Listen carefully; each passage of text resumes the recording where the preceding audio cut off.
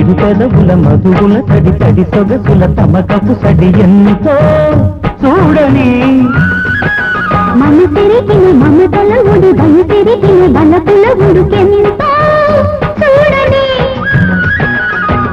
ఎదపై వాలి ఏం చెయ్యాలి ఏదో ఏదో శృతి చెయ్యాలి